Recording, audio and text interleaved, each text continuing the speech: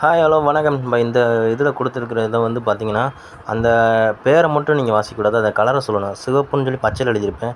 நீங்கள் பச்சைன்னு தான் சொல்லணும். சிவப்புன்னு வாசிக்கக்கூடாது. இந்த கேமை நீங்கள் ட்ரை பண்ணி பாருங்கள். ஸோ வாங்க நம்ம சயின்ஸ் வீடியோக்குள்ளே போகலாம். குழி லென்ஸு, குவி லென்ஸ் இந்த மாதிரி பற்றி அந்த வீடியோவில் பார்க்க போகிறோம்.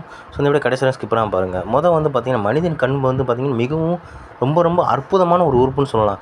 ஏன்னா அதை வச்சு தான் இந்த உலகத்தில் வந்து மதிக்கப்படுறதே, ஒரு மனிதனை வந்து மதிக்கப்படுறது கண் இல்லைன்னா யாரும் மதிக்க மாட்டாங்க. அது ஒரு உண்மையான விஷயம் தான். விழிக்கோளானது என்னதுன்னா, கண்ணில் வந்து கருவிழி இருக்குது பார்த்தீங்களா, அது 2.3 சென்டிமீட்டர் விட்டம் கொண்டது. அது கோள வடிவில் தான் இருக்கும். கண்ணில் உள்ள ஸ்க்லீரா என்னும் வலிமையான ஜவ்வினால் கண்ணின் உள்ளுறுப்புகளை வந்து பாதுகாக்கும். கண்ணுக்குள்ளே இருக்குங்க இது வந்து பார்த்திங்கன்னா, உள்ளக்க இருக்கும் அந்த ஸ்க்லீரான்னு சொல்கிறக்கூடியது. அந்த உறுப்பு வந்து இது வந்து கண்ணில் உள்ள எல்லாத்தையும் வந்து பாதுகாக்கும். வந்து பூச்சி கீச்சி தான் கண்ணில் போயிடுச்சுனாலோ, தூசி போயிட்டாலோ, இது வந்து கண் வந்து கண்டிப்பாக வந்து ரொம்பவே வந்து மனுஷ கண் வந்து ரொம்பவும் வந்து சூப்பராக பாதுகாக்குது. இதோட படங்கள் வந்து பார்த்திங்கன்னா 10th புக்கில் நீங்கள் பார்த்துக்கலாம். அவங்க அண்டர்லைன் பண்ணி கொடுத்துருப்பாங்க. ஸோ நான் வந்து இதை கொடுக்கல. ஸோ இப்போ வந்து பார்த்திங்கன்னா இதான் முக்கியமானது. கண்ணில் உள்ள முக்கியமான பகுதி என்னன்னு கேட்டால் கார்னியா. இது வந்து பார்த்திங்கன்னா மெல்லிய வந்து ஒளிபுகும் படலம்னு சொல்லுவாங்க.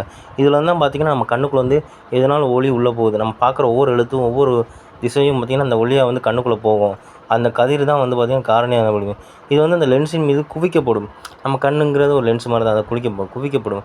ஸோ இதுதான் ஐரிஸுங்கிறது வந்து அது வந்து நிறமுடியா பகுதின்னு சொல்லலாம். நீளமாக இருக்கலாம். கண் பார்த்திங்கன்னா கருப்பு கலரில் ஒருத்தனுக்கு இருக்கும் கண் கருவிழி, இன்னொருத்தர் பச்சை கலரில் இருக்கணும், ப்ளூ கலரில் இருக்கணும், பழுப்பு கலரில் இருக்கும். ஸோ இந்த மாதிரி ஒவ்வொருத்தவங்களும் தனித்தனியாக வந்து கடவுள் படைச்சிருப்பார்.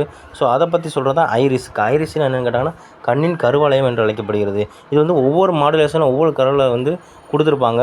ஸோ ரொம்பவும் வந்து முக்கியமான ஒரு இது கண் கருவளையம் தாங்க. அது ரொம்ப பாதுகாக்கப்பட வேண்டிய விஷயம்னு சொல்லலாம். அது மட்டும் இல்லாமல் வந்து பார்த்திங்கன்னா, இது வந்து உண்மையிலே வந்து ஒரு பாதுகாப்புக்கு தகுந்த ஒரு விஷயம்னு சொல்லலாம். அடுத்து குவி லென்ஸ்னால் என்னென்னு கேட்டிங்கன்னா, மையத்தில் வந்து தடித்து ஓரத்தில் மெலிந்து காணப்படும். மையத்தில் வந்து குழி லென்ஸ் வந்து மையத்தில் மெலிந்தும் ஓரத்தில் தடித்து காணப்படும். குவி லென்ஸ் வந்து குவிக்கும் லென்ஸ் வந்து இது வந்து விரிக்கும். பெரும்பாலும் மெய்பிம்பத்தையே குவி லென்ஸ் காட்டுங்க, மாய பிம்பத்தை காணும். கிட்ட குழி தோண்டி எட்ட குவின்னு நினச்சிக்கோங்க. தூர பார்வைக்கு குவி லென்ஸு, குழி லென்ஸ் வந்து கிட்ட பார்வை. அதான் கிட்ட குழி தோண்டி எட்ட குவி. ஸோ இதாங்க நம்ம ஷார்ட்கட்டு.